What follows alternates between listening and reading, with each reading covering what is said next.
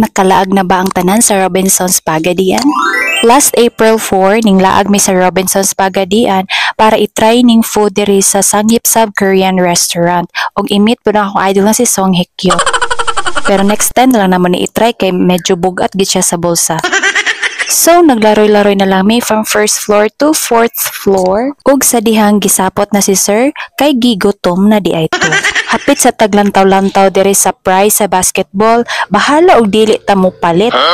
Next na tong lantawon ay kaning mga gamit sa balay.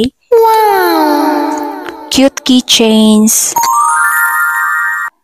tumblers and bags. Wow! Nice po kayo ning gamit pang bata, oh.